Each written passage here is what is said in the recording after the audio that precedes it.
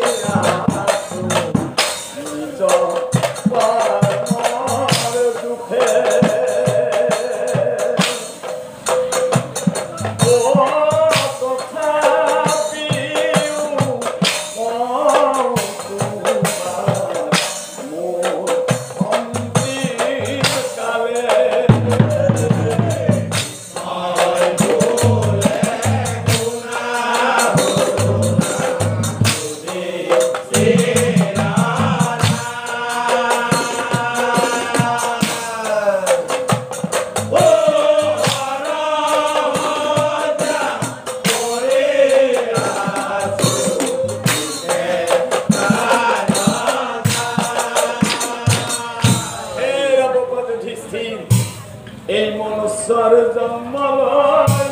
এই গৃহ আৰু এই গৃহ সংসাৰত হে পুত্ৰ কন্যা জন্ম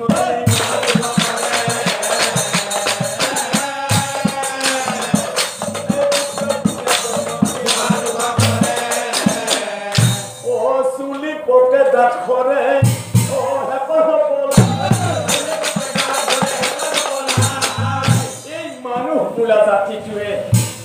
এই মানুহ বোলা জাতিটোৱে যেতিয়াৰ পৰা জমা হয় তেতিয়াৰ পৰা মানুহৰ অভাৱ কেতিয়াও শেষ নহয় মাত্ৰ লাগেহে লাগে ও চুলি পকে দাঁত সৰে ও হেঁপাহ আৰু সৰহ শেষত কি হয় ও ভাজা পুত্ৰই লগ লাগি পুত্ৰ ভাজাই লগ লাগি কিন্তু যুধিষ্ঠিৰ এই সংসাৰত পিতৃতকৈ মাতৃশ্ৰেষ্ঠ পিতৃতকৈ মাতৃশ্ৰেষ্ঠ এই নিশ্চয় যান পিতৃতকৈ যে মাতৃশ্ৰেষ্ঠ এই তেনে এটি কাহিনী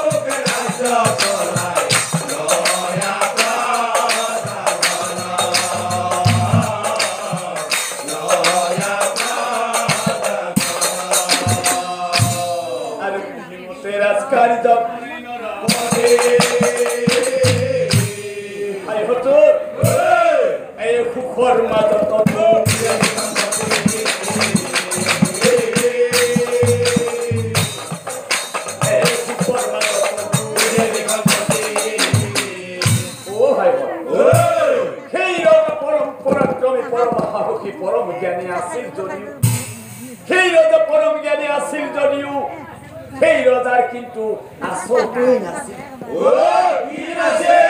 কি নাছিল মানে ও পুত্র কন্যা নাই রজা ও নাপন্ত উপায়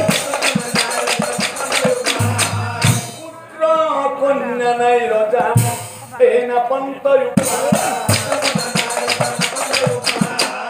আৰু সেই ৰজাই কি কৰিলে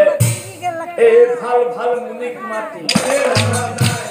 ভাল মুনিক মাতি হে মুনিসকল মই অপুত্ৰ কি কৰিলে বাৰু মই সন্তানৰ মুখ দেখা পাম তাৰে এটি উপায় দিয়ক কি কলা ৰাজন তোমাক পুত্ৰ লাগে ও পাবা এই মুনিগণে বোলে ৰজা চিন্তা নকৰিবা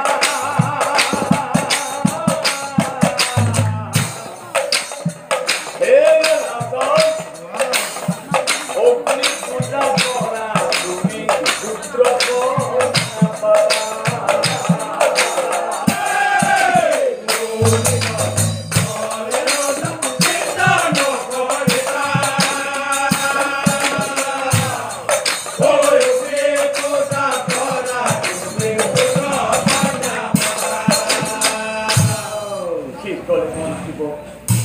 কি কলে মনিবৰ মই অগ্নি পূজা কৰিব লাগিব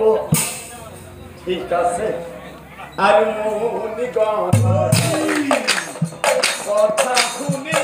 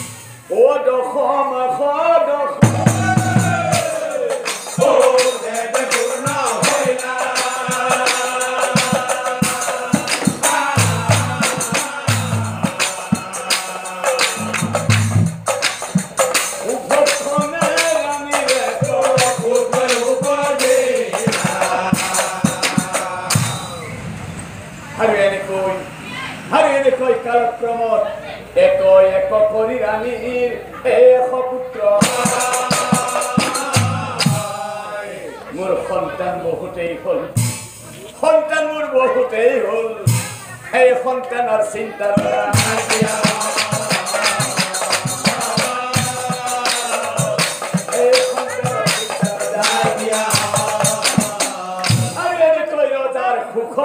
দিন যাবলৈ ধৰিলে এদিনাখন ৰজাই ৰাণীক মাতি আনি ক'লে হে ৰামৰ মৰমৰ প্ৰেয়সী হে ৰামৰ মৰমৰ প্ৰিয়া আহাচোন আহা মোৰ ওচৰলৈ আহা শুনা ৰাণী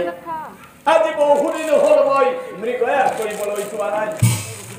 আৰু তুমিতো জানাই মই মৃগয়া কৰি বৰ ভাল পাওঁ আৰু এনেকৈ ৰাণীতকৈ ৰজাই ঘোঁৰাত উঠি অকলশৰে মৃগয়ালৈ গুচি গ'ল অ মৃগ খেদি খেদি ৰজাই মোৰ বৰ পানীৰ পিয়াহ লাগিছে অ কৃষ্ণ তোৰ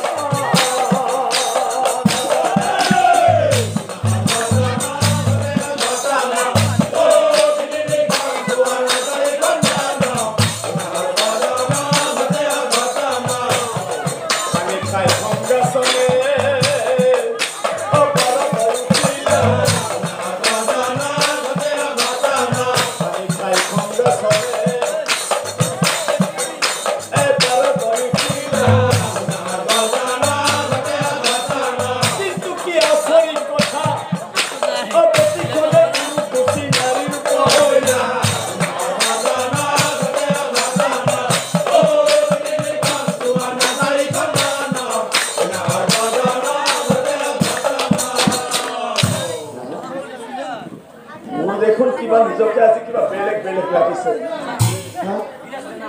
মোৰ শুনিবলৈ কেনেকৈ ইমান দীঘল হ'ল এই মোৰ মেখেলা চাদৰ ক'ৰ পৰা আহিল তাৰমানে মই নাৰী হৈ গ'লো কি কৰোঁ মই এতিয়া আৰু ভাবি ভাবি ভংগাসনে থিয় হয় মই যদি এনেকৈ নাৰী বেশত ঘৰলৈ যাওঁ তেতিয়াহ'লে মোৰ ল'ৰা তিৰোতাই মোক চিনিয়েই নাপাব আৰু যদি মই নাযাওঁ এই অৰণ্যৰ মাজত পাব কি হয় নাই যি হয় হ'ব এই নাৰী ৰূপে নিজৰ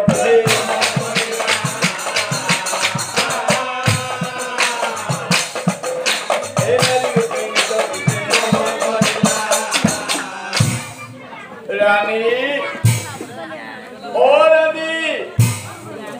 মোৰ মৰমৰ প্ৰেয়সী ওলাই মাত দিয়াচোন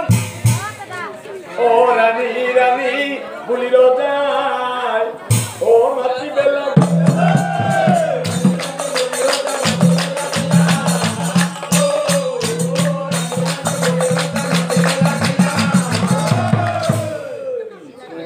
ৰানী বুলি মাতে অ মাত বলি ৰাণী